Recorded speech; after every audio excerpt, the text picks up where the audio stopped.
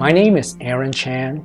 My wife and I have lived in Palos Verdes since 1995.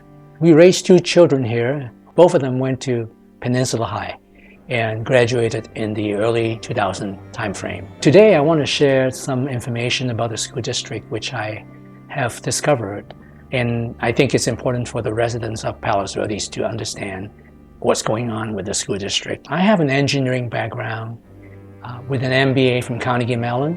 I've worked for about 30 plus years on project management, consulting, and business operations management. And my experience came from managing pretty big projects, nuclear power plant construction projects at Westinghouse. I ran a factory at Hughes Aircraft. I spent 5 years in management consulting with Ernst & Young. And I've also done about 9 years of business management, operations management at J.D. Power & Associates before I retired. And through working with all these rather large, complicated projects, I've acquired a lot of skill sets in terms of business management, operations management, and I understand how to do that correctly. 2 years ago, I started getting involved with the PV school bond, which was proposed by the school district. I found things that are rather alarming. And today, I want to share this with the residents in Palos Verdes, with the purpose of trying to see if we can improve the financial situation with the school district. My children has benefited tremendously from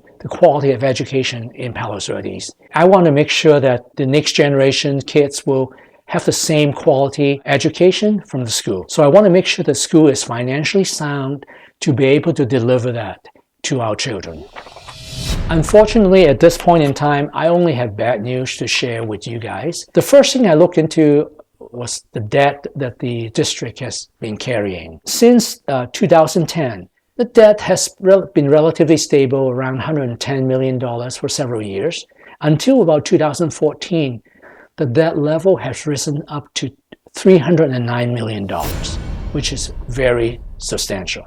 The school district is owing more and more in the recent years. Second thing I look at is what I call the balance sheet. The balance sheet is basically a comparison of the assets that the district owns to the debt it carries. And the balance sheet as of 2021 shows a minus $57 million value. The district, if it sells all its assets, they probably won't be able to pay off all the debts that they owe. So I was curious about how things got so bad. So I looked at the district spending pattern. I looked at the revenue they have each year compared to the expenses, how much they spend each year. And what I found was also very troublesome. Between the year 2010 to current year, 2021, they have spent more than they receive from all the income sources. They have spent more than they receive in 8 out of 11 years. On February this year, they've released a cash forecast for the next 2 years. And they're also forecasting deficit spending for this school year and the 2 following school years. They will spend more money than they receive in 11 out of the 14 years. Deficit spending is somewhat permissible if you have a very large amount of cash reserve, so you can use the cash reserve to pay for your deficits. So I looked into the district's cash reserve, and what I found was cash reserve is being depleted in order to fund the deficit spending that the district has been doing for the last 14, 15 years. The cash reserve forecast that the district released on February 2nd showed that the cash is shrinking. And if you extend that cash reserve in a 5-year timeline, you will hit 2 major milestones. The school district cash reserve will hit a 3% legal requirement sometime during that school year. The 3% cash reserve is a state requirement that if the cash reserve drops below that point, the school district may be taken over by the state or the county.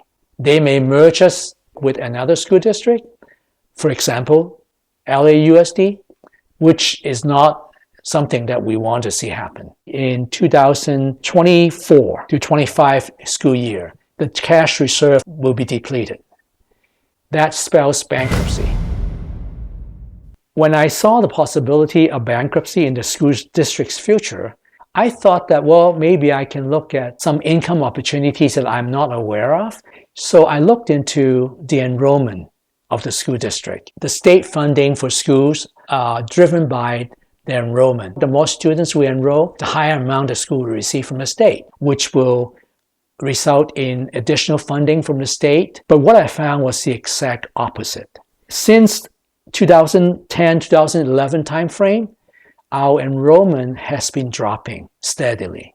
And the forecast that I developed from 2021 onward to about 2030, the revenue that the school district will receive will even shrink to a lower level. I didn't see any announcement, any acknowledgement from the school district about this problem, about the shortage of revenue, about the debt, about deficits. I didn't know of any plan to reverse the direction of these financial issues. At this time, you may ask, why do we care about all this financial stuff that the school district is in? If the school district goes bankrupt in the future, it impacts us tremendously in terms of real estate values, in terms of our taxes, our reputation. You know, people move to Palos Verdes because of our schools. They want their children to have good education. But if our school district is bankrupt, can you imagine the morale impact on teachers, on staff, on parents, on students? Those are really serious problems that we need to think about. We should take action now to make sure that that doesn't happen. Where is the school district spending its money? In 2013 to last year, 2020, despite declining enrollment, the cost per student for teachers had risen 40% from 2013 to 2020. But more troublesome is that the cost per student from the admin side has gone up 51%. Are they spending on the right things to further and improve education? I'm seeing that the school district is spending more money on administration than on teachers. And I question if the school district is spending the money in the right places, especially in light of declining enrollment and rising costs. On February 2nd, I happened to be watching online the school board meeting on budget. A resident asked very similar questions, that if the optimistic forecast of revenue from the state does not materialize, will our deficit get worse?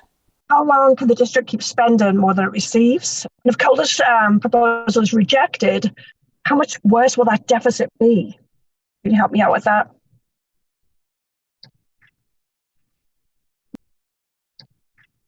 I didn't hear a direct and straightforward answer from the board addressing these issues. It's disturbing to see a lack of acknowledgement about how serious the situation is, and also there is no explanation of a plan of fixing these for the future.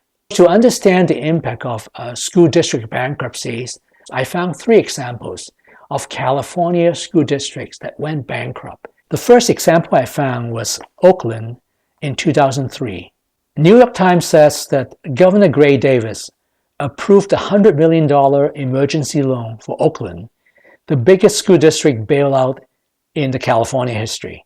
And even the headquarters building is now on the auction block to repay the debts. The superintendent acknowledged that he focused too much on academics and paid little attention to the finances. Other reasons cited was very similar to what we're seeing in Palos Verdes because of process, bookkeeping systems, and maybe computer systems. Another reason for bankruptcy of the Oakland School District cited was the failure to calculate the cost of teacher union negotiation. So they don't know how much it will cost them before they approve it. They seem to spend money that they don't have. Second example of school district bankruptcy was Inglewood Unified in 2012. The state loaned the school district $55 million to be paid back in 20 years to keep the school district from bankruptcy. The elected board and the superintendent lost its decision-making authorities. Over 200 positions were cut.